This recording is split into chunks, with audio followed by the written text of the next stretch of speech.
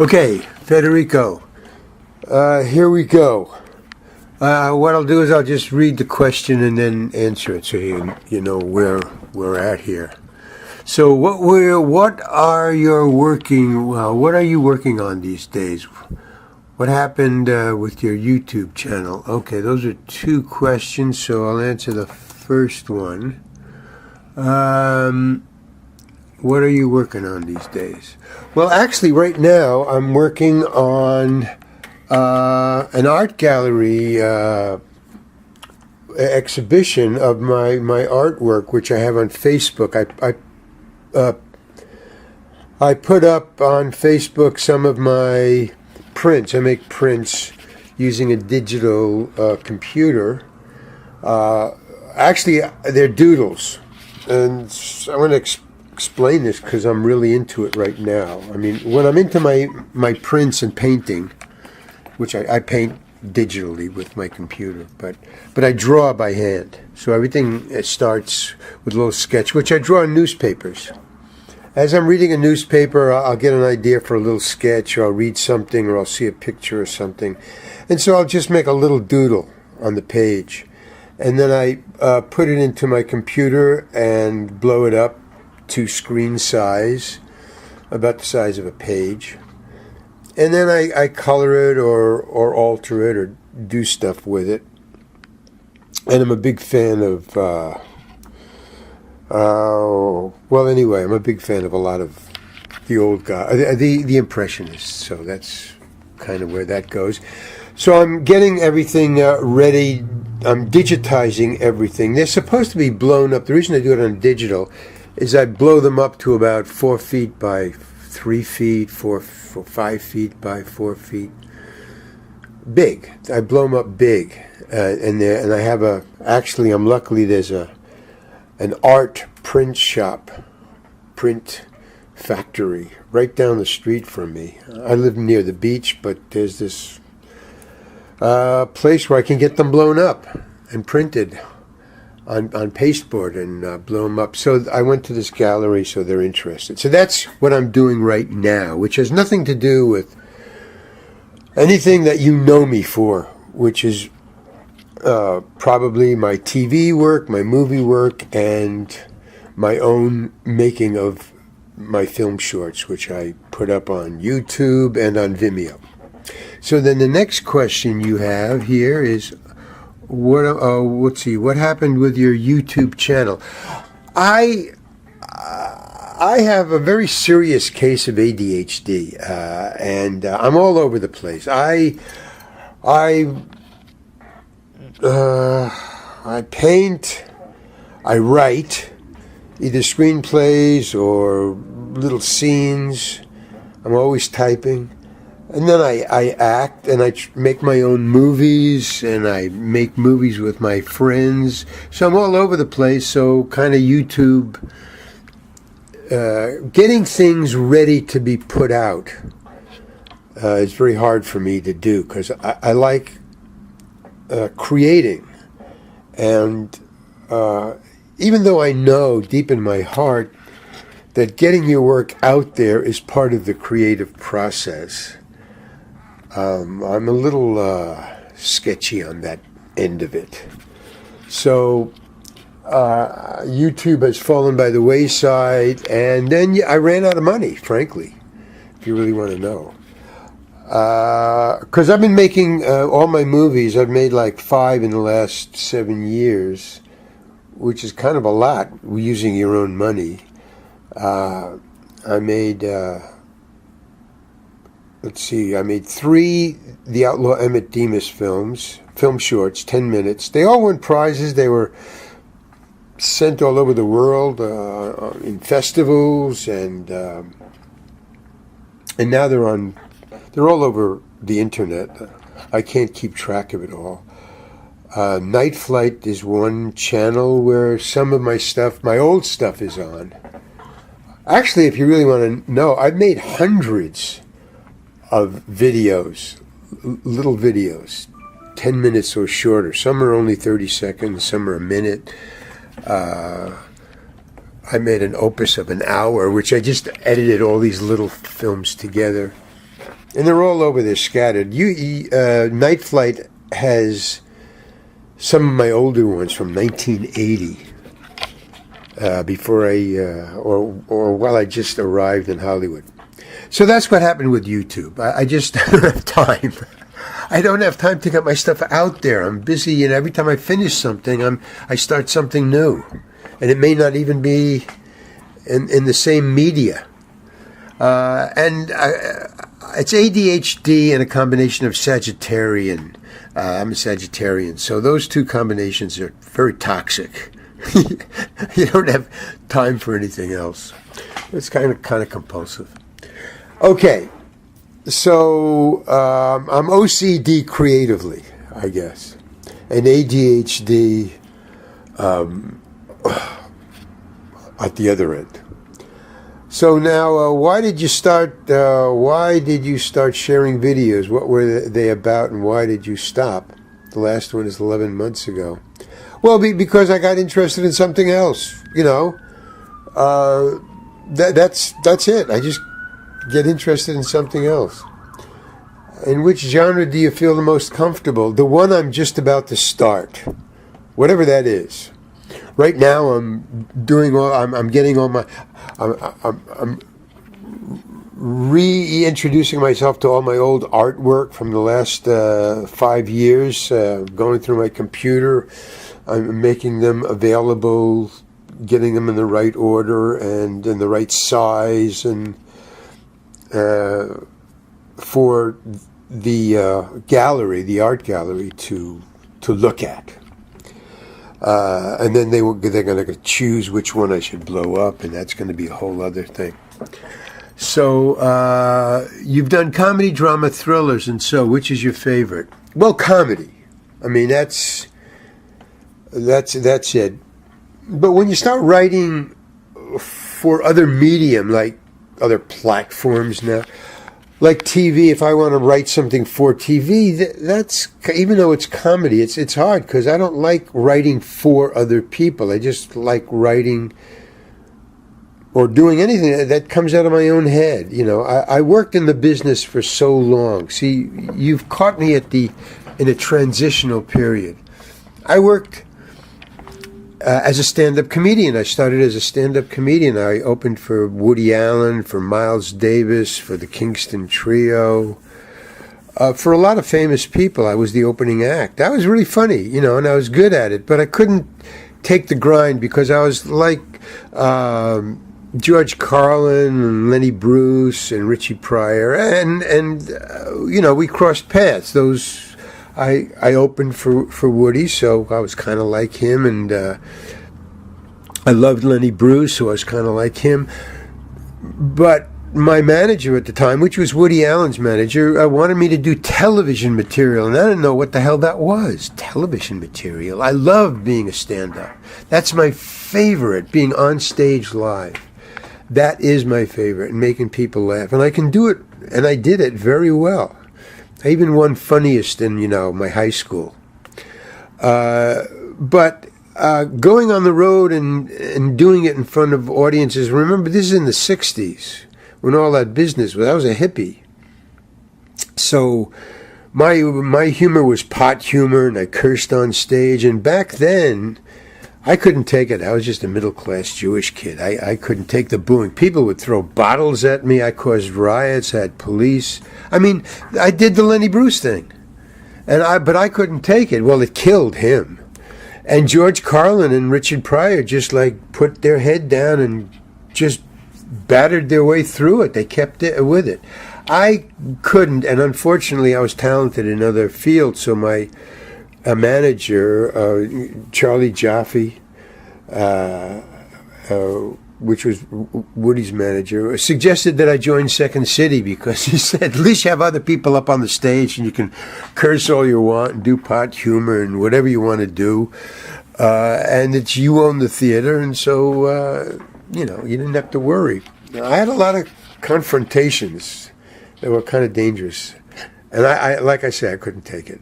I didn't like it. I didn't like making people laugh and then have to run off the stage because somebody was coming at me with a beer bottle held upside down in their fist, which happened. So I joined Second City. I auditioned, and I auditioned with Robin Williams. We auditioned together. Not at the exact same time, but we were standing in line. I was right behind Robin Williams. I remember that. I didn't know he was Robin Williams at the time because he wasn't Robin Williams. He was just this guy.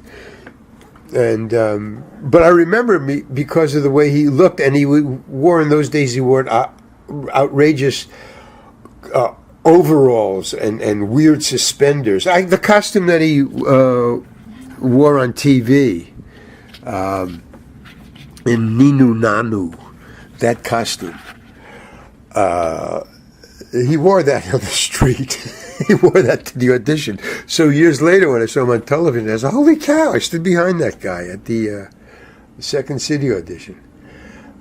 He didn't get it. I did. Ha ha.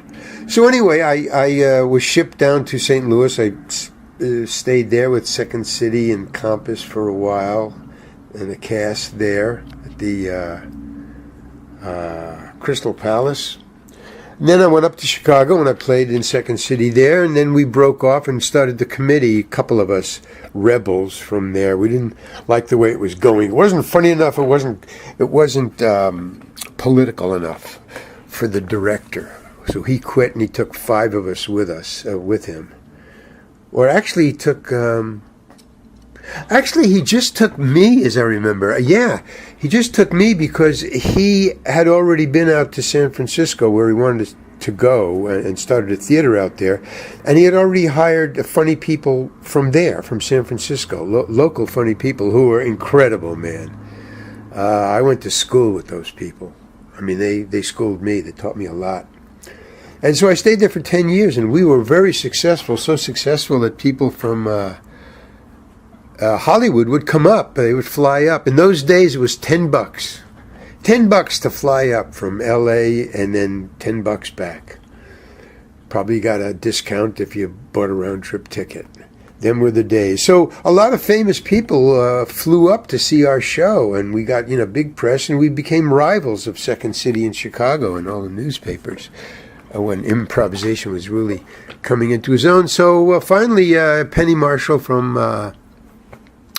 Laverne and Shirley came up, and she said that she wanted me to come down there and be in the show. She had a particular part that was written, and she thought I'd be great for it. So I went down there, and that's how I got an agent. So I didn't have to audition. I just got this call saying, "Hey,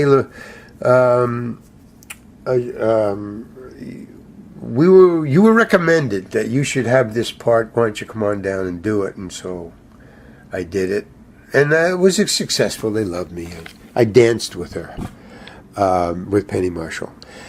That was on the scene, and we were very funny, so funny. And she loves to work on comic shtick and moves and action. She's very like old time movies, like Chaplin. She loved physical humor, so we did a lot of that. So much, we rehearsed so much that her brother, Gary Marshall, who was directing the show, told me to keep my hands off of his sister. He warned me. He pulled me aside. He said, "Oh, look, all right, that's enough with the physical humor. Don't touch her so much, I wasn't doing anything, lewd or obscene. We were working on physical comedy, in dance form. And if you watch that show that I was on, you see that, you see what we were left with. It was the most ridiculous direction that I ever got from a director. Keep your hands off my sister. Anyway, but I got an agent out of it. So then that's how I started acting, and that was okay for a little while because it was new, and I get bored very fast. So I was doing a lot of the sitcoms, the sitcom circuit. And then it started to get a little boring, and all of a sudden I wasn't getting the jobs I wanted, and my agents were really good, but I became dissatisfied, and I got another agent, which was actually a very bad move, because they wanted me to become a serious actor, and I didn't want to become a serious actor, although in retrospect, as they started getting me serious parts, I don't remember what ones. You'd have to look them up on IMDb. I'd have to look them up on IMDb. But I was getting serious parts, and nobody was laughing because they were serious parts, and I didn't understand the silence. You know, people were really, it's called rapt attention. I thought it was, I'm boring them. So I wasn't getting the feedback that I was used to, so I didn't enjoy it. It was, I didn't get, comedians want that instant gratification. So anyway, I rankled at that. I said, I want to do comedy, and they said, no, you've got to do drama, that's where the money is. And I go, I don't want to, and blah, blah, blah. So, let's see, okay, but I got two parts. One was, and this is when it started to cave in. It was Friends and Seinfeld. Now, those are my two most famous roles. I'm famous all over the world. I guess they're on all the time, all over the world. I started to get fans from that, and my fan base started to build. But that was the demise of my wanting to be in Hollywood at all. Now, so this was, I guess, I went down there, I guess, in 78, 79, right around there. And I quit in 20, Breaking Bad. That was like 29, 2010, somewhere in there is when I quit. But when I got down there, and after I did the Laverne and Shirley show, so that was my time in Hollywood, being a Hollywood actor in the business, and I hated it. I really did, because I wanted to, in improvisational theater in Second City and the Committee and being a stand-up comedian, you're doing stuff in your own head. And it started to grate on me. And I started to get an attitude problem. And people would say that. When I didn't get an audition, when I would call my office, my agent, and they'd say, Larry, what happened at the audition? I go, what do you mean? And they'd say, well, they say you have an attitude problem. You didn't want to do what they were telling you. I said, well, basically, I told him, and I was telling myself, and this is why I started to rankle, is I was funnier, not too much funnier. I mean, I had a chip on my shoulder. I was getting my own laughs at the Committee, and I was getting my own laughs as a stand-up comedian, and I didn't need these directors telling me, and I was successful with Kramer, playing Kramer, and I was successful being on Friends as Mr. Heckles. So I started to get a chip on my shoulder. And that's what happens. I guess, well, with me anyway, that's what happens. So that's what started my dislike of the business, show business, although it was good money, and that's what kept me going. The money was good. I was getting new cars, and I was able to keep up with my other friends who were being successful too. And you want to keep up with your friends, who you started in the business. But finally, it was really funny. Kramer, Larry David is really a genius, man, and he helped me get that character. Because he was one of the few directors who understood what I was doing, what I was trying to do, and where I was going with the character I happened to be playing in whatever I was playing. Larry David came up to me during rehearsal one day. No, when we were, during rehearsal. And he just came up to me and he said, I know what you're doing. I go, well, he says, well, I know what you're trying to do. I said, what am I trying to do? He said, you're trying to do nothing. And I was blown away because that's exactly what I was trying to do. I was trying to be Buster Keaton in facial expression and, you know, how deadpan he is. And I was trying to be deadpan because I thought that's really where Larry David's humor is this deadpan, just lays it out there, you know, and it's up to you to see if to know that it's funny. And I love that. The not commenting on the humor, just going for the relationship.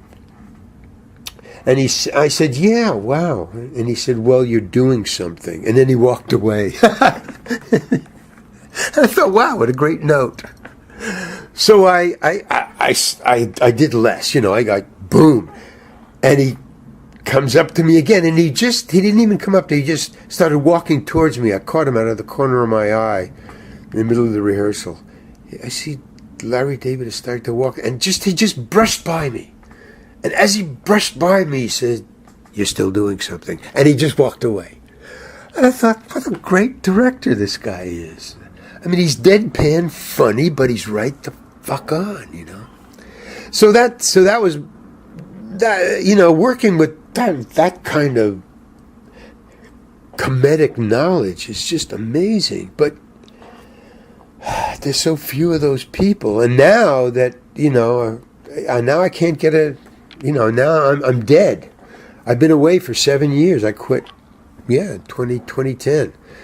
And I quit because I had enough money piled up to make my own comedy film shows. And that's what I did for 7 years. I had nothing to do. For the last 7 years, I have had nothing to do with Hollywood. Nothing at all.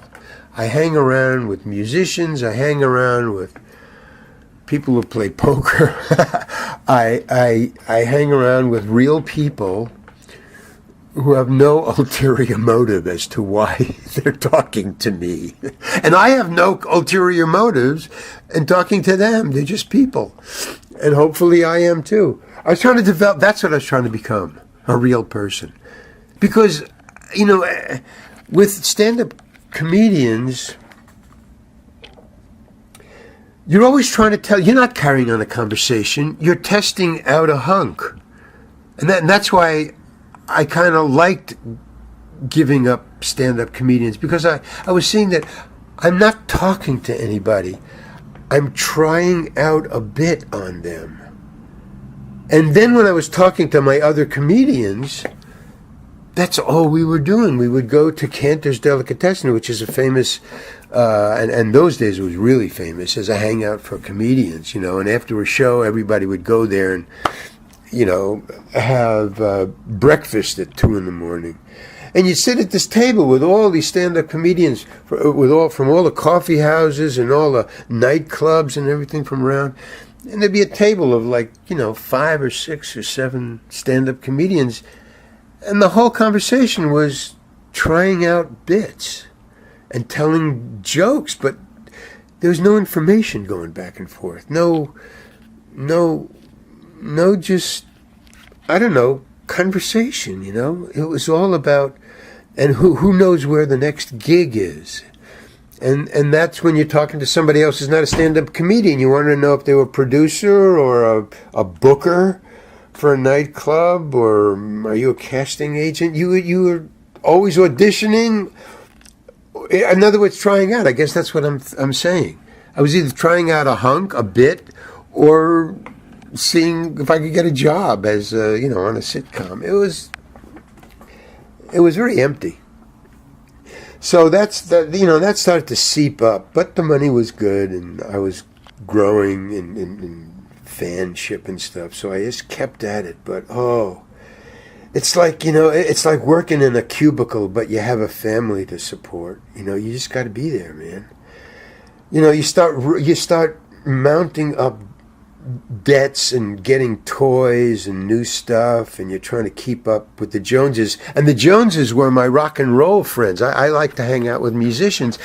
And I was hanging out with the Love and Spoonful and the Blues Project, and these guys were making tons of money. And I would, go buy, the thing was, you'd say, hey, let's go buy some clothes.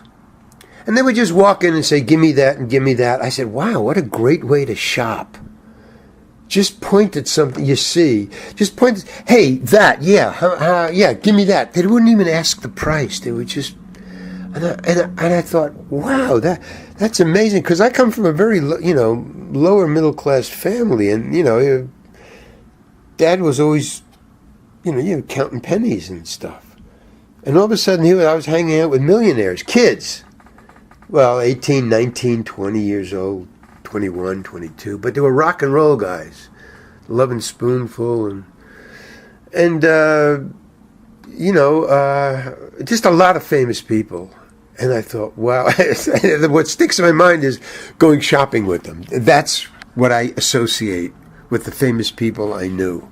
It was, wow, So I try to do that, I just walk into my first thing, when I had an accountant.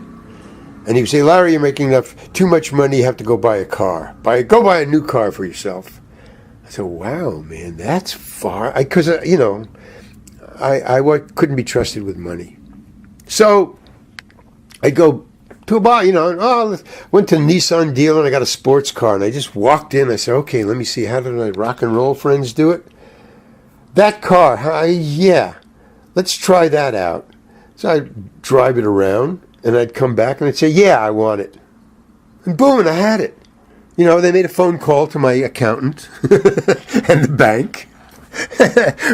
Quick bank check. I said, yeah, kid can. I just drove. He said, okay. I said, well, what does that mean? Do I come back and pick it? He says, no, you can drive it off. So I just took it out of the showroom and almost in my mind, I remember being so afraid. I said, you mean I can just get in this and drive it out? And I'd been driving secondhand jalopies, transportation vehicles, they called them, all my life, old cars. And all of a sudden I had this brand new car. That was a trip, man. White, brand new Nissan sports car, white, with all the, all the bells and whistles. And I remember just driving it down out of the showroom onto the road. That, when the tires hit the black macadam of the road from the lot, the car lot, I said, holy fuck. And, and that hooks you in. And so even though I hated doing all this shit about serious and putting on costumes and being funnier than the director, but all right, stand over here and say my lines. I remember I was doing a comedy show, and in comedy, 3 cameras, you got to line up and talk. It's like a stage show for a still photographer. You don't stand like people talk, like in a conversation in a little group. You have to line up so they get all your faces. And I kept on breaking the line and just turning and talking to somebody. He says, no, you can't. You got to face the camera. And I said, but nobody talks like that. They said, look, it's a camera. It's TV. I couldn't understand that. I couldn't. So it was very hard, Anyway, I'm talking about the sitcoms, not the reality, the cop shows that are shown like movies, shot by movies. That was a whole other thing. So anyway, okay, let's go on to the next thing. So, and watch, I don't even feel comfortable. Well, on stage, you almost had Kramer's part. So, what do you remember those times? Well, I'll tell you about the audition. The audition was, I didn't know anything. I just said, hey, there's a comedy thing, it's Kramer, go read for it. So I go in, and then you go in, and sometimes you see old friends, sometimes you don't. But I'm sitting there with a whole bunch of guys, and nobody looked anything like Michael Richards. I was the only one I kind of looked like Michael Richards. We once got even cast together before this happened, before this audition, before he got Kramer, before I got auditioned for it. We did a sitcom where we played brothers who held up a restaurant. I don't remember what the sitcom was. It was a restaurant sitcom. But we played brothers, so we knew one another. And I heard later, years later, that he was one of the people who recommended that I audition because I looked like him. And he thought I was pretty funny. So, but I do remember that when we played Brothers, he was way out there. His humor, he kept on saying, hey, let's do this together. And I'm looking at him like, I'm like Larry David, kind of, don't do much, don't do anything, just lay the joke out there. But he wanted to do shtick, like, his coming through the door and stuff. He was a shtick comedian, and I wasn't. So we kind of didn't get along, but I recognized his genius for shtick. I mean, he just knew how to be funny coming through a door. And he recognized me for being, a person who with reality in my humor. So he recommended me. I went to the audition. Nobody looked like him. Okay, I get a call back. And I come back and I see nobody, again, looks like Kramer. But again, I know that what Kramer looked like. And I thought, I should get this. I'm funny and I look like him. But I auditioned 5 times. And here's the part that my point about me not knowing what's going on. In each audition, I recognized Jerry Seinfeld and the other guy, the bald guy. I can't remember names. I really can't. The 2 of them were there, and there was one guy who I recognized as a director. Larry David never directed, but he was on set all the time, and he would talk to me, not the director. But I didn't know who this other guy, and then 2 other people were there, and I just recognized them as producers. I don't know, they have an attitude. Maybe it was the suits, but they were the producers. And there was another guy there with glasses, and I didn't know who the fuck he was, but all he kept doing is do it again. That's all he said. Do it again. Do it again. And then he would say, go out and come in the door. Because that's what Kramer was doing, and that's what I had to do in the audition. But he had me coming in the door 4 or 5 times. Do it again. And I said, and I was getting an attitude problem. So when I auditioned the 5th time, and you're supposed to be paid after, I think, 3 times. But all right, I needed the job. I wanted the money. So on the 5th time, I said to myself before going to the audition, I said, if that bald guy with the glasses is still there, not the sidekick of Seinfeld, but that guy, if he's there and he tells me to start coming through the door again, I'm going to just punch him. I mean, I did have an attitude problem. And so he started. Now, here's the other thing. Coming through the door, when you go out of the room you're auditioning in and you go out, you're not in a hallway. You're in the room where all the other people are waiting to go into the audition, and there's a secretary, the meet and greeter secretary behind the desk. So I kept on going out, and these people who were waiting to audition kept on staring at me as I just went back into this room again. So I was getting pissed off and embarrassed, all of it, and getting an attitude problem. And so the last time I went, I just said to the secretary who was behind it, I said, look, man, I said, who is that guy with the fucking glasses in there? It keeps me telling, come in. And she said, oh, that's Larry David. He's the writer-producer of the show. And I went, okay, I'm not going to punch him. And I went back in, I did it again, and he said, thank you very much, and he went. But nobody there looked like Kramer. There was fat guys, there was bald guys, there were short guys, but nobody looked. Anyway, I went in, and I got the job. So that's my Kramer story. Anyway, why didn't you get it? Wait a minute, here's number 3. You almost had Kramer's part in Seinfeld. Oh, yeah, why didn't you get it? How was your participation in the show?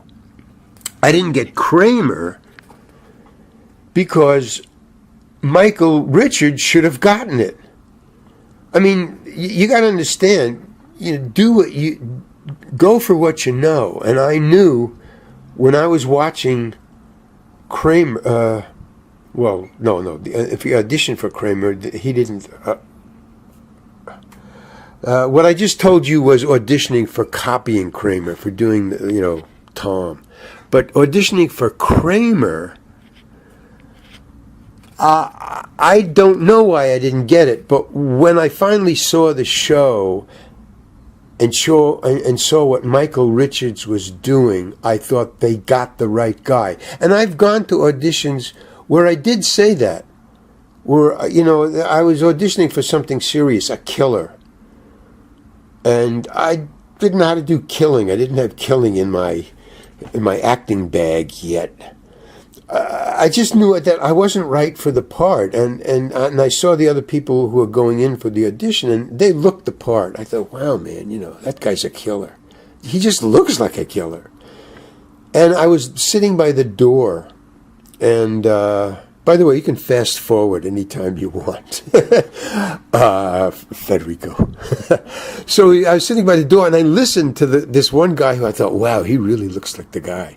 And I was sitting by the door to the audition room, and I listened. And I heard the guy audition. And I went, and then he comes out, and I thought, wow, that guy's really good. And when I went in, I sat down, and they said, okay, do you want to talk about it, or you just want to do it? And I said, well, yeah, I'd like to mention something. They said, well, yeah, go ahead, what? And they said, the guy who just came in here before me, I really think he should get the job. I mean, I don't even think I should audition for this. I think I'm in the wrong place at the wrong time. And they looked at me like I was crazy, and I probably was. And they said, well, so do you want to audition or not? You can still audition. I mean, they were being very nice about it. They were filled with wonder. I guess they'd never met anybody like that, like me. So I said, no, it's okay. I'm telling you, he's cool. And they said, well, okay, thank you very much. And I said, yeah, thanks. And I walked out. So I had no compunction. I have no rivalry with I have certain talents, and I know when I don't. I think I know when I'm not able to rise to the challenge. I pick my fights. Let's say that, and I don't want to be embarrassed, because every once in a while you're standing on a stage in this costume, and the thought would go through me, just before I'm starting to shoot, and I say, why am I here dressed like this? It's kind of silly. I've gone through that, but the money was great, so I really tried to get the part. Anyway, okay, that's why I didn't get Kramer, because they picked the right guy. 4, how did you get Breaking Bad role? Well, that was interesting. I was called up by my agent, another agent. I think I went through 3 agents. Go read for Breaking. Now, I was a big fan of Breaking. Now, here's the thing. When I auditioned for Kramer, I was a fan of Seinfeld's. The audition to get the job of Kramer, he hadn't come on the air yet, so that was it. But when I auditioned for Kramer, I told you the story. But yes, and I was honored to go in there. So I was willing. That's why I was willing to go in the door 5 and 6 times, because I was a fan of the program, and that counts for something. I knew these people were very talented, and I wanted to be there. Same thing with Breaking Bad. I loved the show, and all of a sudden to get a call, just in the 3rd year, of getting even an audition, I was honored. And that's the other thing about me. Yes, I have an attitude problem, but if you turn that inside out, if I liked you and your talent at being a good actor or funny, I was a whacked out fan. I was totally, humble and awed in your presence. I mean, so here you have an attitude problem, and the other thing is, wow, jeepers. When I did Escape from Alcatraz, Clint Eastwood, I just walked around in total awe. So he liked me, and he really tried to help me. But on the other hand, sometimes you get so disgusted with my awe of being in his presence that he wanted to slap me. Larry, I'm just a human being. Come on, man. Wake up. I mean, and I understand that, because sometimes when fans come up to me and they don't relate to me as a human being, but as a wow, ooh, hey, you just want to slap the, hey, come on, man. Prick me, do I not bleed? Poison me, do I not die? Just wake up. But I'm like that sometimes. So anyway, I was honored, and I went there. But when I went to the audition, there was nobody there. I was a last-minute choice. I don't know, maybe they fired the guy who had the job or whatever. But I went there, and the place was empty. There was nobody. And, you get used to that because it's like a social thing. You're sitting there while you're waiting to go into the audition. You're talking to friends. Because you see people all the time, again and again. And there's no competition. You just go in, you do your best, and you say, hey, man, hope you get it. Boom, and you're gone. But there was nobody there. The halls were empty. The offices were empty. Maybe it was during lunchtime that I was there. And I went in, and all there was nobody in the room except a camera on a tripod and one lady. I don't even remember her name, but she was the casting director. And I go, oh, okay. And she said, well, do you want to talk about it? And I go, oh, no, because I really rehearse at home. I take auditions when I want the job. I take it very seriously. I mean, even if I don't want the job, if I want the money, or even if I figure this way. If I'm going to go there, I'm going to do my best. Or why go? That's like, a no-brainer. So, and I was a fan, so I stayed up all night rehearsing for this small little part that I thought was my art. I wanted to be a part of the series. But I went because I wanted to be there. And she said, well, okay, you just want to start? And and there's nothing in this room. It's an audition room. There's a rug, there's a chair, there's a camera on a tripod, and a lady. That was it in the room. And the rug was gray and the walls were white. That's it. And I'm going, okay. And she said, well, you want to just start? And I go, okay. And all I had to do is do, I think, 5 lines. That was all. And she was going to read with me. So I'm not even auditioning with an actor. I'm auditioning with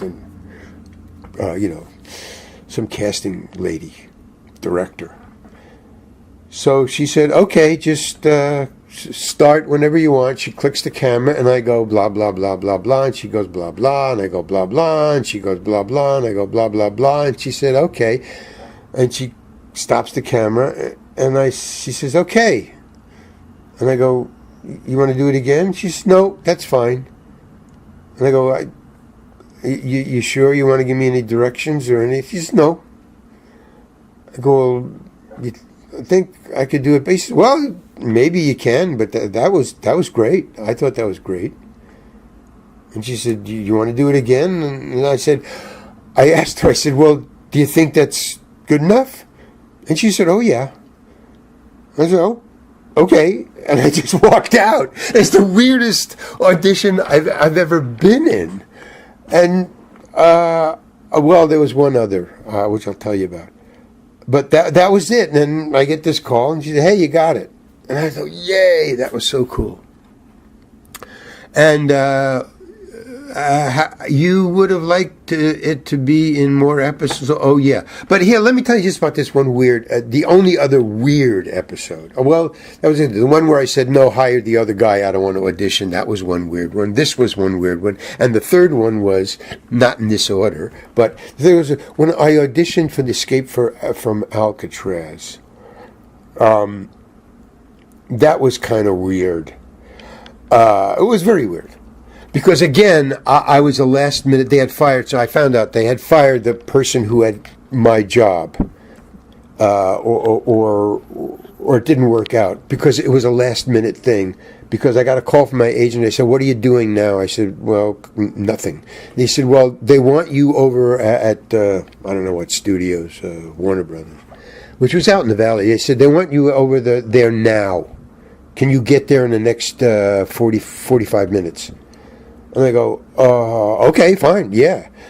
She says, it's a big role with Clint Eastwood. It's Escape from Alcatraz. Wow, holy cow, yeah, sure, I said, is there a part? Do you have any sides? What am I going to do? He said, they'll give it to you when you get out there, which was anathema to me. I need the time to rehearse the night before. I'm not good at just blind auditions, So anyway, again, I get there, and again, but not in this order.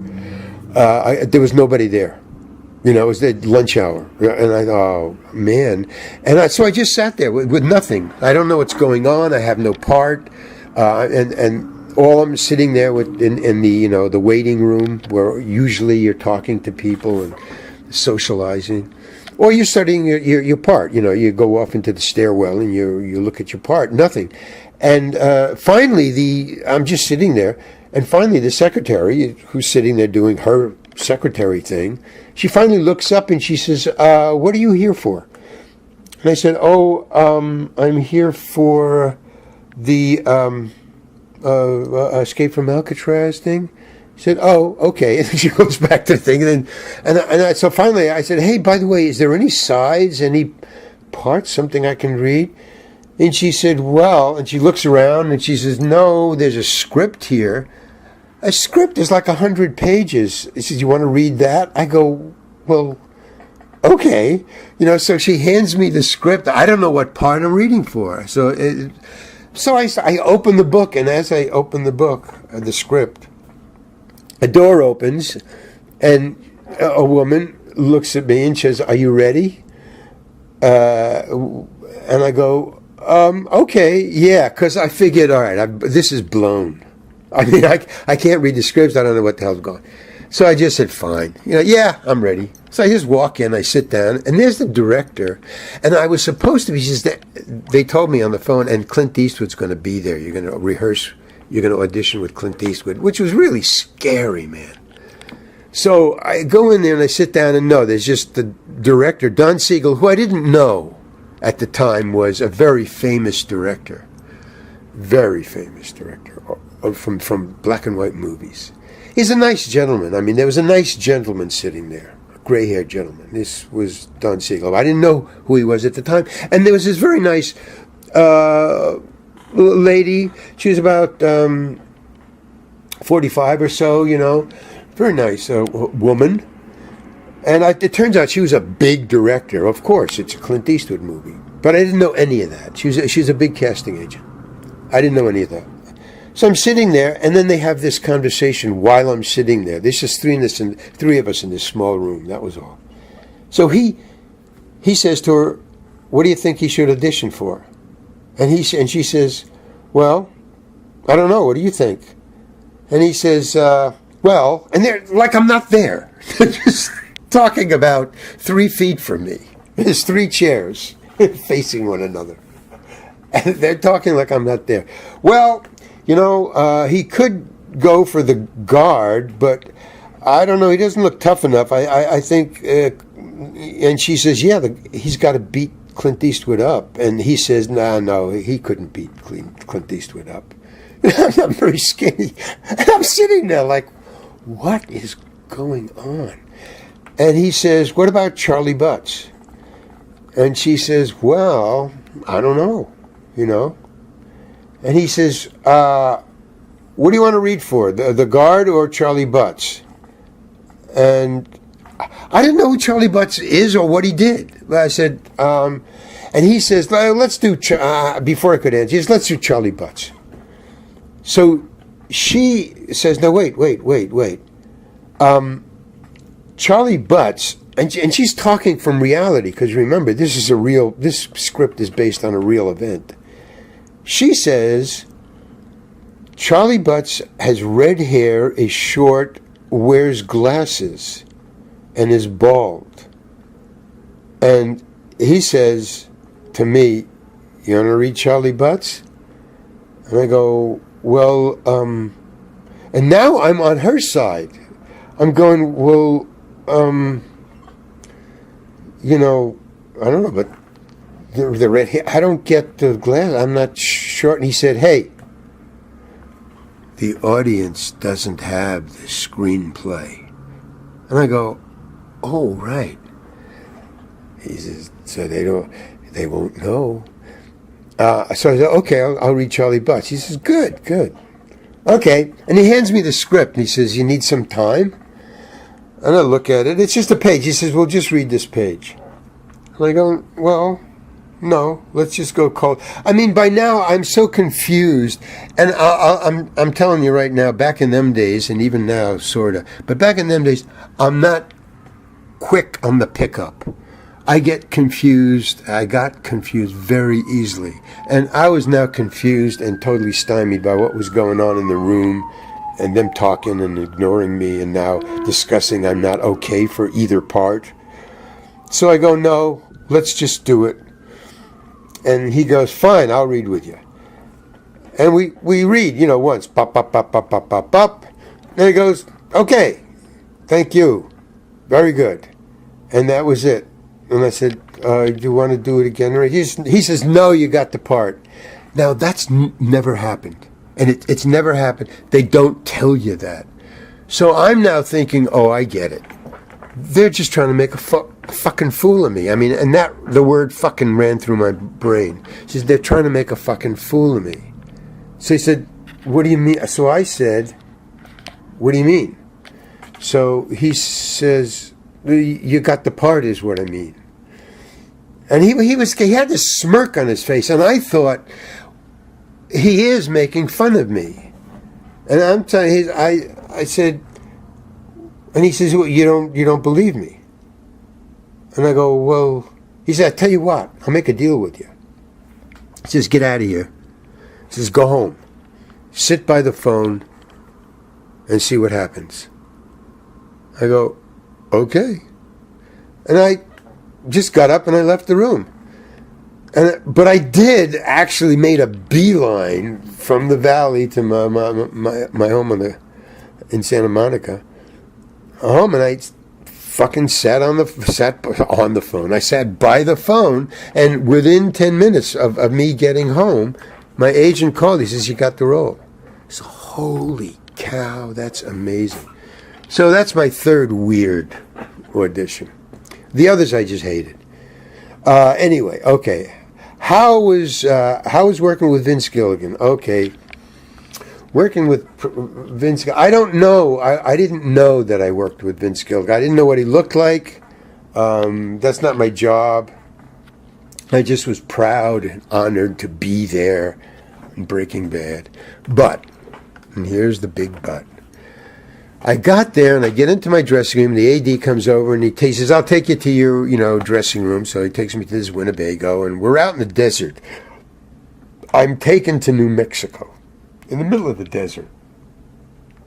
And it's an hour car ride from the hotel room to the middle of the desert.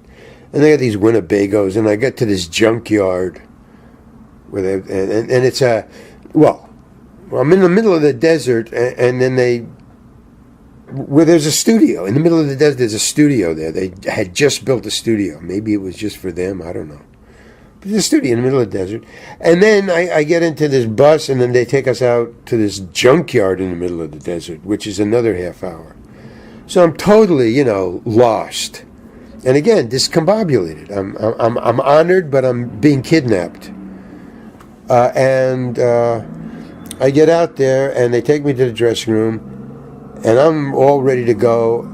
And on the dressing room table is a new script, and on it is a dialogue, an entire page of dialogue with my character's name written on it. Which, when I auditioned, I only had like 5 lines, and I only had I think 3 more lines on the next page that we didn't even get to. And that was it. That was the part. That's why I loved it. I didn't have to rehearse much. They loved my first reading. I had all my lines down, and I get very nervous if I don't have time to rehearse. And I said, what's this? And the AD said, oh, Vince Gilligan loved your audition so much that he wrote you a full-page speech. And I have ADHD. That's why I can't memorize lines easily. I can do it, but I need at least 24 hours of just rehearsing. I'm not talking about 24 hours in advance. I'm talking about 24 hours of learning my lines. And they go, what? I can't do this. He says, what do you mean you can't? I said, I can't. How much time do I have before this shoots? And I'm totally discombobulated. I'm just like my voice just now was. I was hyper. And so the AD was going, well, I said, let me talk to Vince. And And he said, I don't think he's around. I says, you got 2 hours or something. I go, oh, all right, I'll try, And he just left. So I just sat down and I'm trying to remember it, trying to memorize it. But it was no use. I was too, now I'm frightened. I'm going to blow it. This is a big shot for me. Remember, this was the last gig I ever did. I mean, in the business.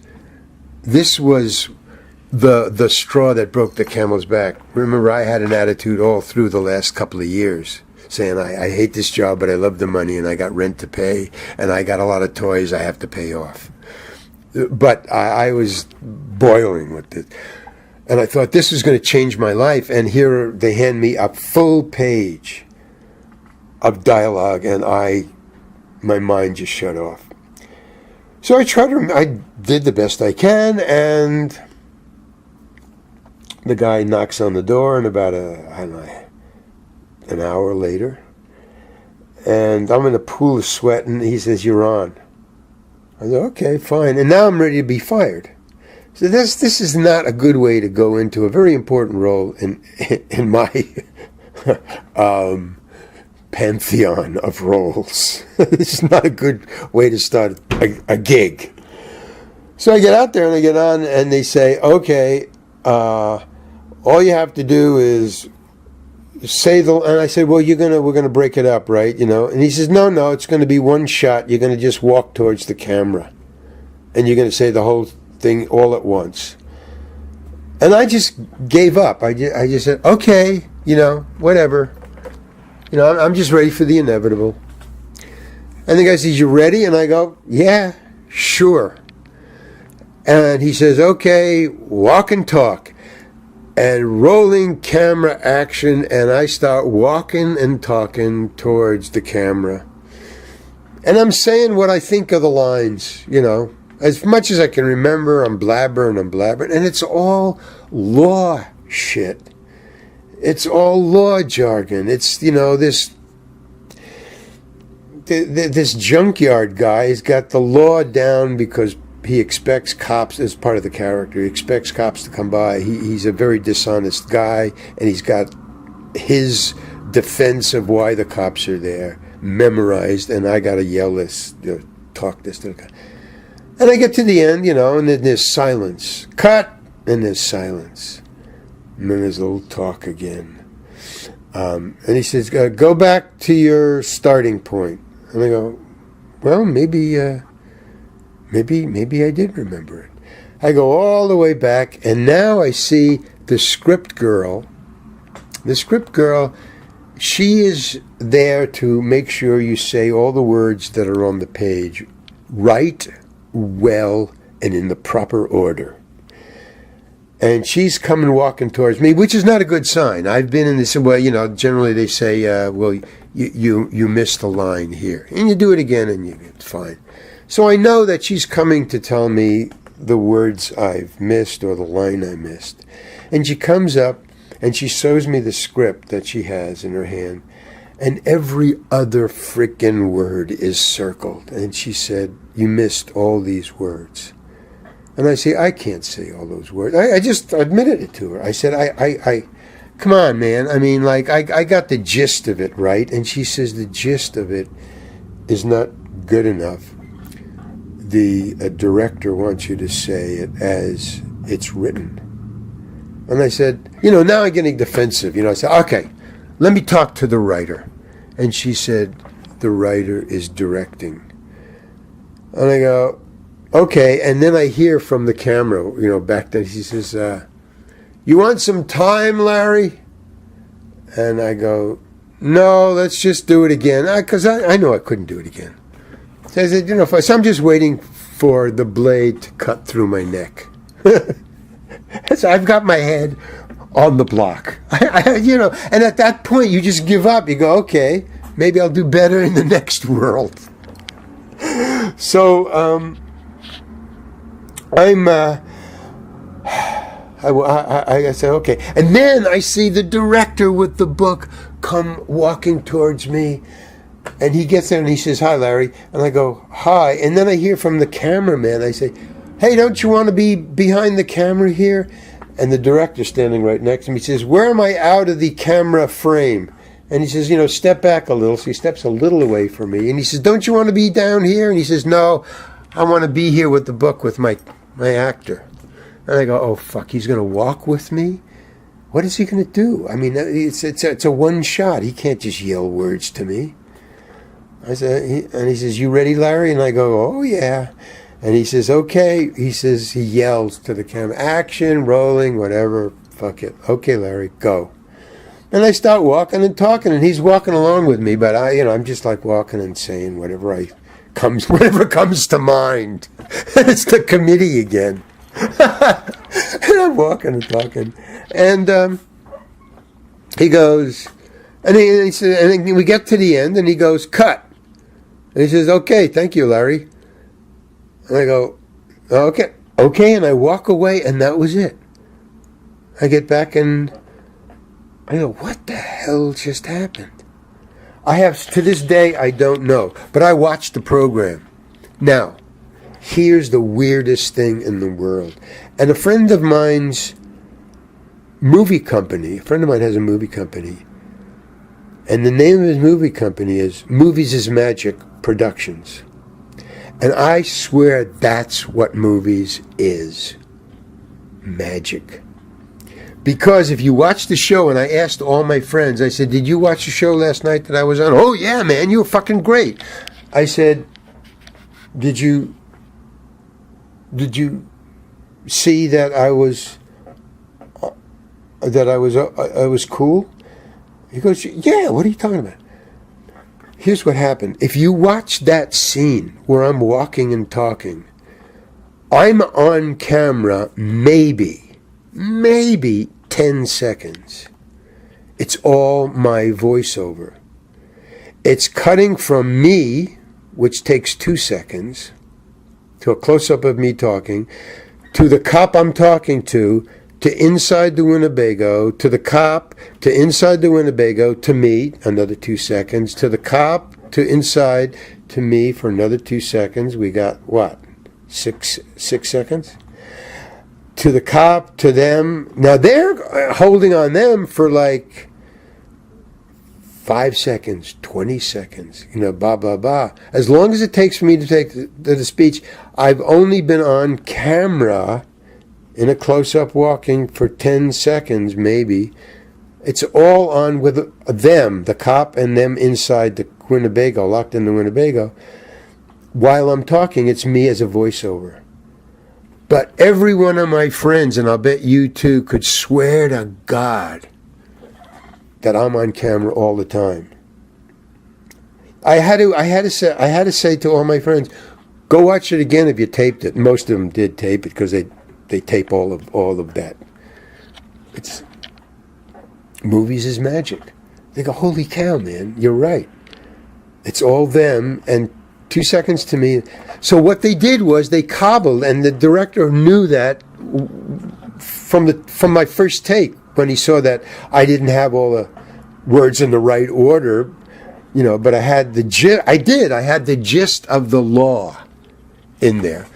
And they cobbled together a voiceover that hit all the law that I needed and that they needed to get the plot across.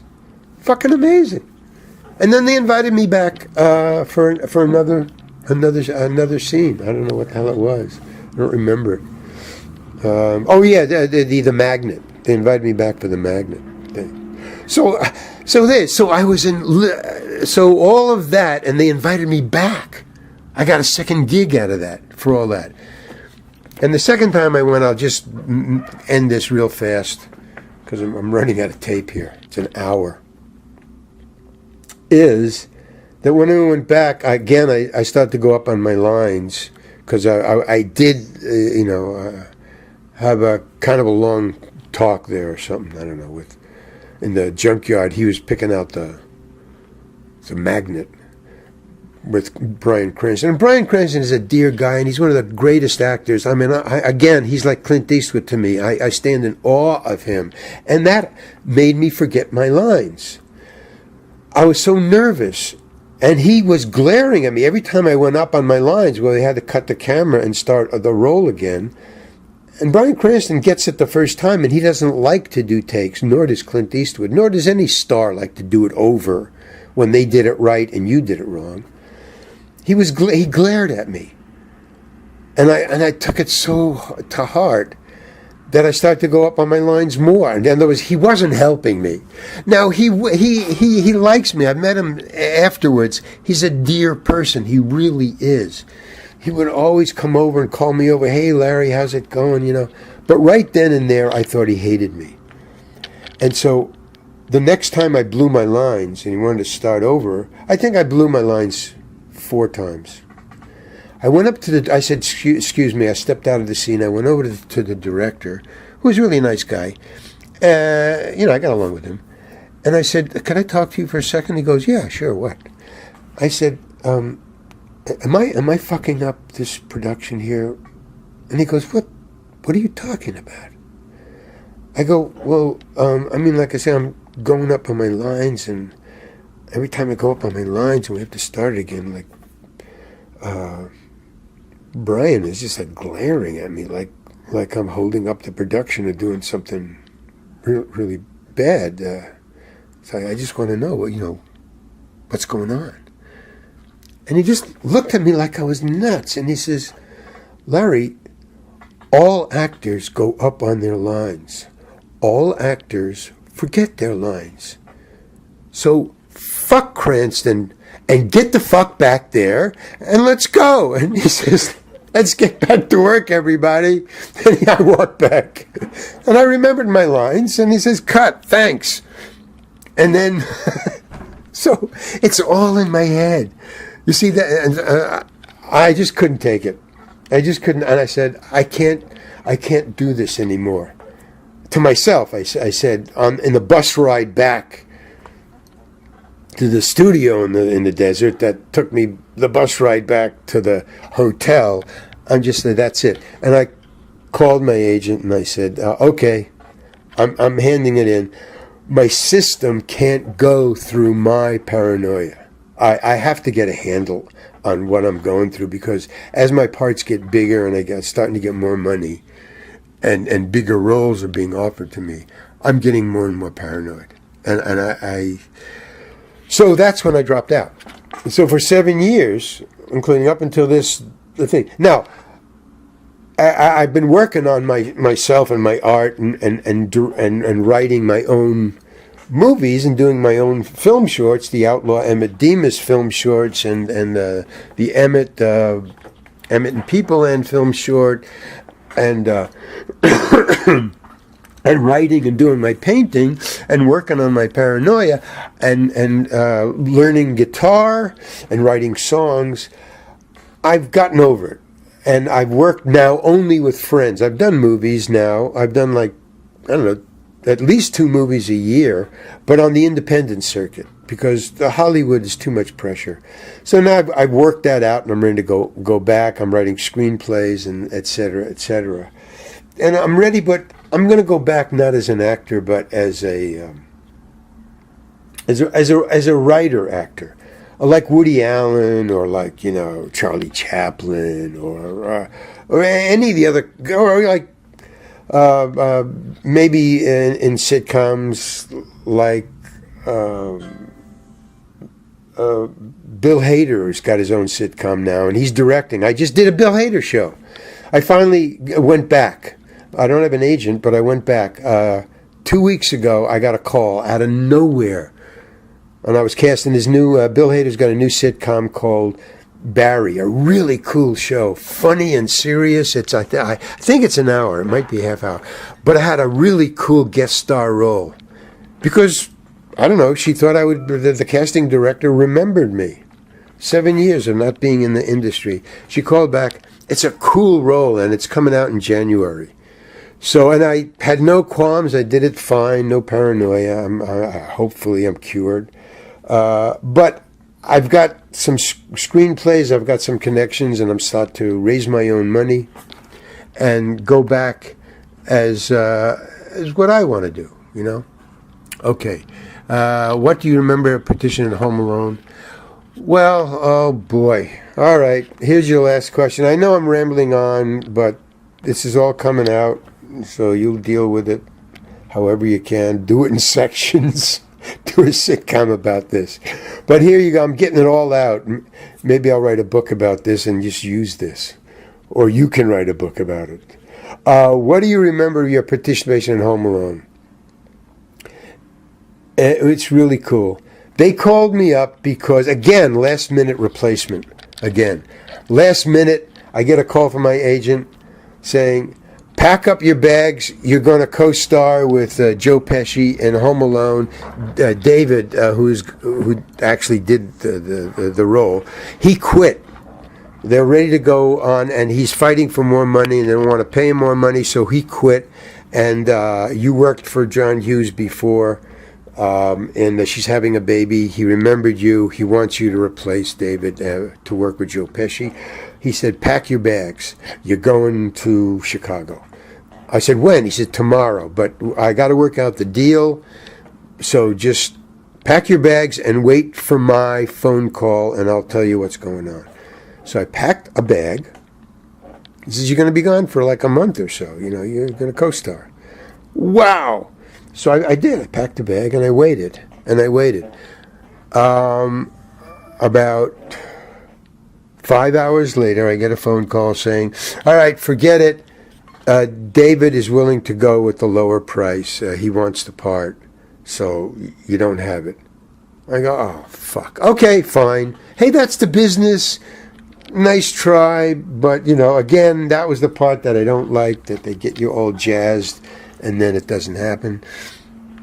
Another drop of water on the forehead, the water torture.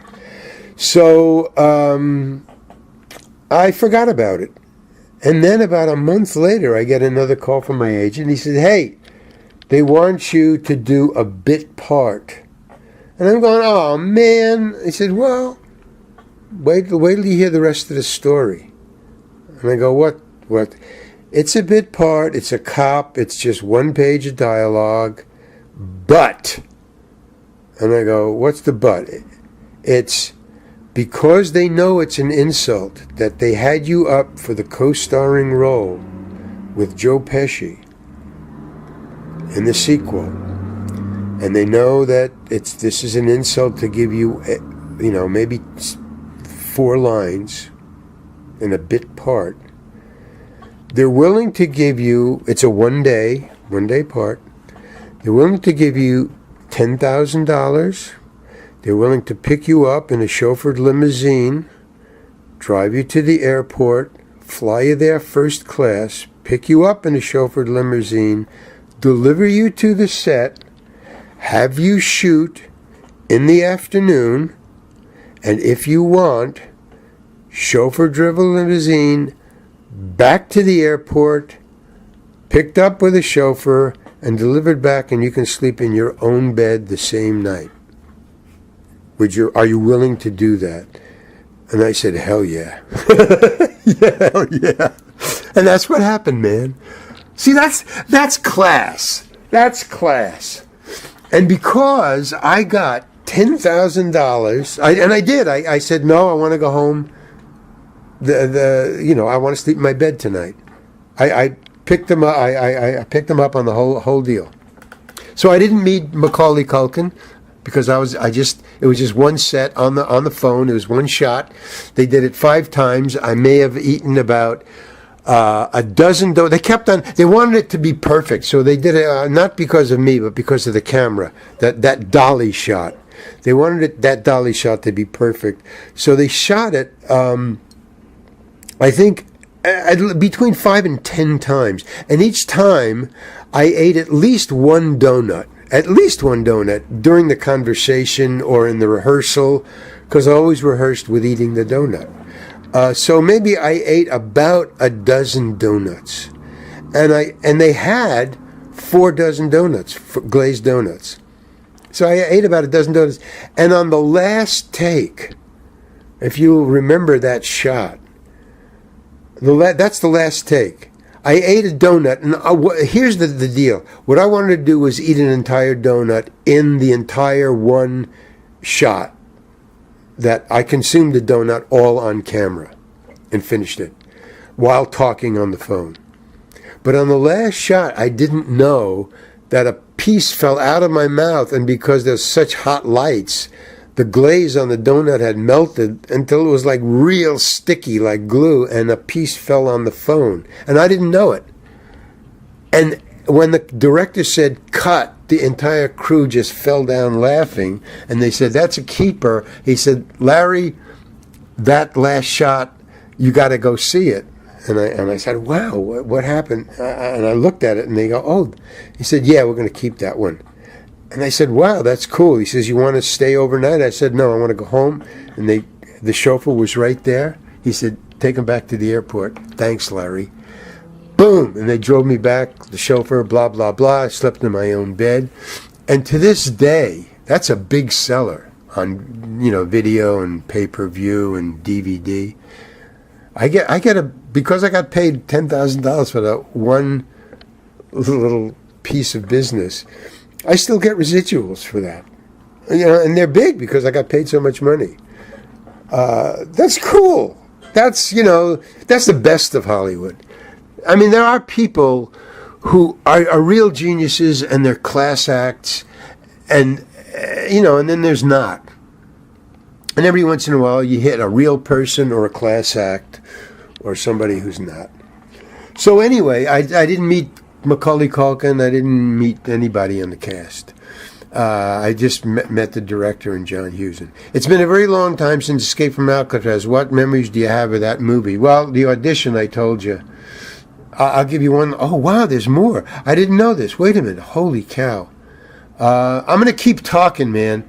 You can use any of this. You can burn this. I don't matter, because here's the thing. I'm using this, Federico. I think you're going to have to do this in sections. I'm doing this because I do want to write a book about my escapades, and this is really rehearsal. So you can use this. You can use all of this or some of this. You can change it around. You can edit this. Do whatever you want. But I'm going to go through these questions because, Federico, these are really great questions, and I'm going to use this as a little marker because I may be too senile to remember all this shit when I finally get around to it. But anyway, here's the next thing. I thought that was the last question, but no, I see there's more. It's been very long since you escaped from Alcatraz. What memories do you have of the movies? Well, that was one, the audition. And here's the only other thing, was in the scene where I'm going to break out, Don Siegel, who's a great director. He's a wonderful man. He's passed away. I love him to death. What a great guy he is. And I followed him around like a puppy because I didn't follow Clint around at all because he was in too much of an awe. I couldn't talk to him. He would always play tricks on me and stuff. But, and he really liked me. But again, he thought, he just hated that I just looked up to him as a fan and not as just a fellow actor. But Don Siegel, he came up to me one day while we were shooting, and he said, look, in this next scene, it was where they had already escaped and I had been left behind, and I got scared. I kicked out my that little plaster of Paris or whatever we made, the grating there, and then I sat down on my bunk and I cried. It's that scene, and it was my big scene, and it was all done in close-up again in one shot.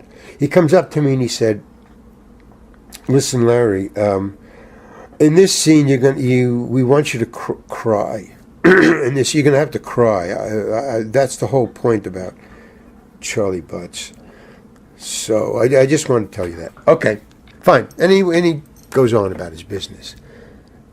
And I go, wow, I don't know how to cry. I'm not an actor. I'm a stand-up comedian. These are my internal, again, the paranoia. These are my internal dialogues with myself after, everybody goes away. I'm sitting in my, I'm a stand-up comedian. I can't cry. And I try to cry. I try. I don't know how to, do the sense memory and all that bullshit. I don't know. I just improvise. You just You do it or you don't do it. It's on or off. That's it.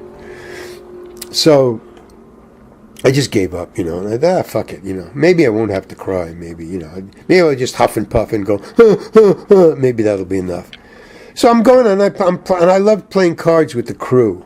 So when you're not hanging around, it takes hours before they get through a scene filming and doing it over and over. So I'm playing cards with the crew off in the corner.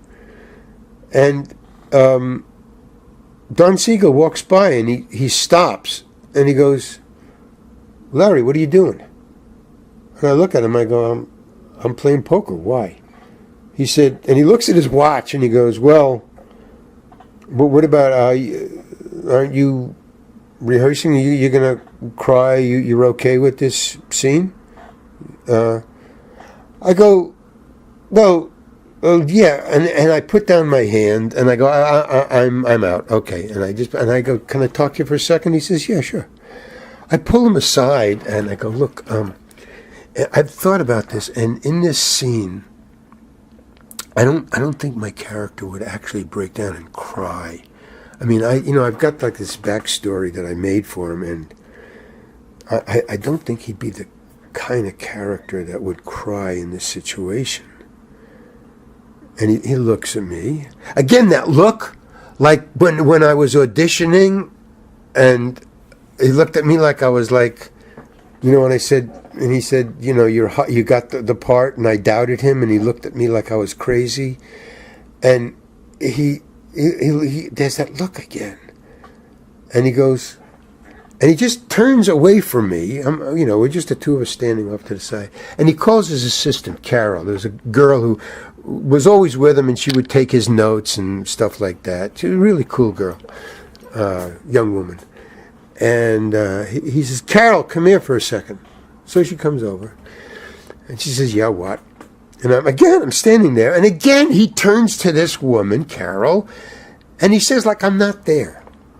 He says, I want you to listen to what Larry has to say. And he turns to me, and he says, Larry, I want you to tell Carol what you just told me.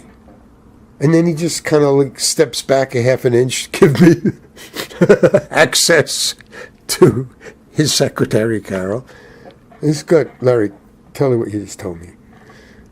So now Carol doesn't know what's going on, and I don't know what's going on. So I just turned to her and I said, well, I said that in this scene he wanted me to cry, and I said to him that I have a backstory for this character, and I don't think that the character would cry in this scene. And then he turns, Don Siegel turns to Carol and he says, Carol, can you tell me what the fuck this guy just said? And then he turns to me and he says, hey, look, with this attitude, he says, look, I got a movie here. He says, I got a feature film here. And he makes a big arc in the sky, like the sun rises over there and goes down over there with his finger pointed. He points up and over and down. He says, I got an arc. He said, I got a story arc here. And he says, it's all guys. And all these guys, all they are angry. They're prisoners. It's all male testosterone. And I need some kind of other sentiment besides testosterone and anger in prison. And he says, and I need kind of, I don't know, sympathy. I need somebody to cry. And he points to the arc that he had just made, this invisible arc in the sky. He points up above his head to a point in the arc, in this invisible arc. And he points and he says, right here, I need somebody to cry. And you know who's in right there? That's your scene, Larry. And you are going to cry in that scene. He looks directly at me. He says, now you go back into your dressing room and you slap the shit out of yourself, or however you do it. And then he calms down and he says, but I want you to cry in that scene. Now, I better go back and get started. And he walks away. And I'm standing there, and the crew had just been playing cards. I look over to them and they're staring. They had heard this whole thing. And they're just staring at me. And they kind of like smile. And one of the guys says, I think you better go back to your dressing room, Larry. And I said, yeah. So I go back to my dressing room and damn if I didn't start slapping the hell out of myself, and I couldn't cry. I couldn't make myself cry. And again, as I go, okay, put your head down, put it on the block, and wait for the blade. And so I just said, fuck it, man. And I just went back into the scene. I sat down. He says, you ready to cry, Larry? Don says to me as I sat down on my cot, and they start measuring me to the camera, and the camera's about I'm 2 feet away. This huge camera is about 2 feet away from my face. And he goes, you ready to cry, Larry? With this smirk, that fucking smirk. Same thing as in from the audition. He says, you ready to cry, Larry? And I go, yeah, sure. He says, okay, let's just do it. And he goes, okay, rolling camera, ready, action, Larry. And I go, and it's nothing. And he leaves the camera rolling for about, 15, 20, 30 seconds, I don't know. He says, cut, very calmly. He says, Harry, come here. And Harry comes over. Harry's a crew member, big heavyset guy, with a little bottle of liquid wintergreen with a spray top. And he goes, you ready, Larry? And I know, what the fuck? And he says, we're doing the scene again. And he goes to the camera, ready, rolling, action. And he goes, Larry, and he goes, Harry, go. And Harry blows this mist spray of wintergreen right into my eyes, and tears come pouring down my face because wintergreen makes your eyes tear. And I just, made a little sob sound, and he goes, cut, perfect, Larry, great, cry. And he says, I'm moving on, and he just walks away. Everybody packs up, and they go down to the next scene. And that's my escape from Alcatraz story. When did they tell you that the character was going to die? What memories do you have of the cast? Oh, here's the last thing. Your character in Friends. Okay, here's the last thing. 7. How was working on Friends? It was a horror trip, really, but internal. Everybody liked me, but again, the paranoia set in. I was on the first show where they stole my cat, and it hadn't gone on the air yet. Much like this Bill Hader show that I just did, it's not on the air. I really killed. I really think I killed. If they did me a good service with the camera, you'll like it. You'll like it. I liked it. I like doing it. But in this, again, it wasn't on the air, so I didn't know what was going on. I sat in the bleachers, and since it wasn't on the air at the time, they didn't do it in front of an audience in the day that I shot. They were doing some pickup stuff. I guess they had already shot it with an audience, and I was just there. And my cat scene, they shot as a pickup scene because they didn't want to work with a cat in front of an audience. Any trained animal, they didn't know, they didn't trust that the cat would be able to do it right. So they didn't want to waste time. Excuse me. So there was no audience there. So I watched them, and I watched them shoot other pickup scenes with the cast, and they were young. They hadn't appeared. They weren't famous. They were just like me, so, but I thought they were very talented. I sat in the bleachers and watched on the soundstage, and I thought, wow, all this is really good. I thought this was really good. So I tried to do my best working with that cat, and You Owe Me a Cat. And that was it. And I went home. I did my best. They liked it, and bada boom. I just went home. So they weren't famous. I wasn't famous. There was no audience. It was just, maybe I was there for maybe an hour, and I went home, and boom. And then, so they didn't know anything, and I didn't know anything. And then I think the next year or something, or the second or third year, the first year, I did another heckles. I did 5 heckles all together, spread over many years and months. So the next time, again, they were starting to get a little famous, and I had watched the show, and I liked them, and they liked me, and we got along just as friends, but I don't have very good social, I don't have any, I don't have small talk. I don't know how to do that. I'm learning, but I don't have that. So I don't talk to people. I hang out in my dressing room or I watch. I like to watch process. But, I don't schmooze. I'm not a good schmoozer. So then blah, blah, blah. But they respected my work. I respected their work, and that was all. And by then, they had a groaning food table. They were getting to be famous. You can tell if a show is really clicking with an audience by the food. That first year, they had nice food out there. But the second year when I was there, they had a lot more food. And then by the time was my last thing when I died, my character died, they had a groaning board of, lox and bagels and cooked food and sausage and eggs. And it was amazing, So that was all. But I never really got along with any of them. Not that I didn't get along. It's just that I don't mingle. I'm not a good mingler. So I generally stay by the camera and I watch, because I wanted to direct and make my own movies always. So that's what I would, look at. Okay, but here's the last day. The fourth episode, at the end of the episode that I was on, the fourth episode that I was on, which was now 3 or 4 years into it, maybe 5. They came to me and they said, hey, you're probably going to be a regular. And I said, wow, because if you're a regular, your pay scale goes through the roof. If you do 5, you're just a recurring.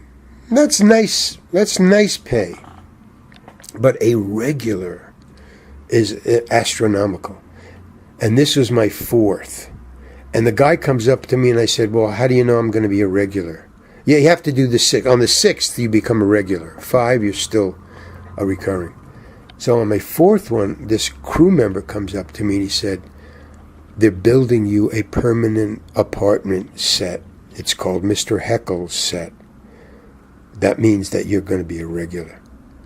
I go, wow. Holy cow. So now I'm waiting. I'm waiting for the next 2 phone calls. Wow. But they told me in front. And so I did a scene. I did one scene, I think. I don't know. But they're building it. So I'm like through the roof. So it doesn't matter what I'm getting or what I'm not getting. I'm going to be a regular on Friends. And I'm spending money like like water. Because, hey, I'm going to be a regular. And finally I get the phone call. And the phone call is like this. My agent says, I got good news and I got bad news. I said, what the fuck is the good news? I said, a friend's called. It's the 5th. You got your 5th. Holy cow! Fan-fucking-tastic. I said, what the hell is the bad news? He says, you're going to die in this episode. I go, what the fuck? And I go, he says, yeah, but hey, you get other jobs. I said, no, man. I was going to be a regular. And I saw my world crashing down that I never had around me. And I was so incensed because I don't have, at that time, I didn't have control over my emotions. And finally, it just came out. Remember I mentioned I had an attitude problem going to auditions?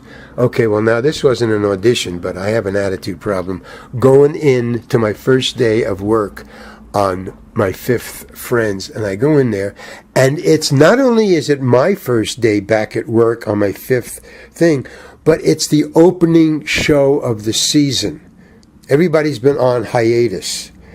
So in this particular day when I go into work, they're having a big party in celebration of starting to work, starting off the new year.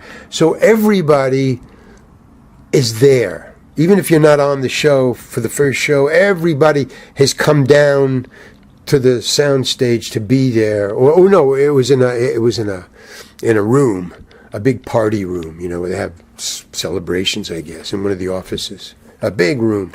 And they had, they had champagne, they had food, and photographers making, hey, the next thing of Friends, the next season of Friends is starting. So everybody was there, and I didn't know this. So I'm walking up the stairs. I'm going to this. I'm looking for the room, and I'm boiling mad. So who the fuck do they think they are, man? What the hell did they set up? Oh, they're building you. You're set, and you're going to be a. Well, actually, nobody said that to me. I said that. The only person who said that to me was a member of the crew saying, "Hey, they're building a Mr. Heckle set, so you probably are going to be a regular." That's all I had, and for all these months, I had built up this lifestyle in my head. Holy fuck. So I walked in there like they had fired me as a regular. I walk in there, and all I did, and I see this room is filled with all these people, famous people who, came to celebrate from other shows to the new season. And I walk and I see the two producers and the director. Familiar. I'm familiar with these people now. I know what they look like. And I walk into, and they're standing there, like, again, three people, like in a cocktail situation, they're all facing one. Everybody's talking with drinks in their hands. And I just walk straight up to them, and they turn to me and they go, "Oh, hi, Larry, how are you? Hey, welcome back." And I go, "What the hell did you do?" And I shout at them, and the room goes quiet. I forgot, I just used my full voice. So what the hell did you do? And everybody's like, I said, "Man, what did you kill? You killed my character?" And I suddenly realized, oh my God, what did I just say? And they just stared at me, and I go, and they said something like, "I think we better talk about this later." And I said, "Oh, oh, yeah, okay, well, all right." And I just backed off. I said, okay, there goes my whole career, another fantasy. So that was it. So yeah, I did the show. I stayed by me, but nobody would come near me. And rightly so, man. I was crazy. I was just, and I thought, I got to rethink my whole. So I just went off, and there was a couple of people who thought, "Hey, man, that was a cool move you just did." Yeah, one of the other, stand-ins or something, or somebody came up to me, because nobody would talk to me. But not only that, nobody talked to me the entire shoot. If I would go over to the craft service table with this big groaning board, during the shooting of the show, while there was an audience or something, backstage they have a craft services table. If I would go over to get coffee or something, anybody who was there would go away. Nobody would. Oh, it was. That was the toughest gig, and it was all, I can get pretty crazy, but I was young. I wish I was in love. He was young and in love. What did he know? No, I was just young. So that's that. Okay. Now, what memories do you have of the cast? No, that was it. When did you tell me I was going to die? And well, how did I react? Yeah, the last thing is a favor. Okay, here's the favor. Could you send us the picture? Yeah, I will, but I need to get that from somebody else I got to boot it up and look at it, and then somebody else takes the picture. So, okay, I will get that done. Okay, it is now an hour and a half I talked. That is amazing. I hope this all came out. At least now I'll figure out. I'll call you. I'll email you. It's a fucking hour and a half. I've never talked to myself in a room before, but okay.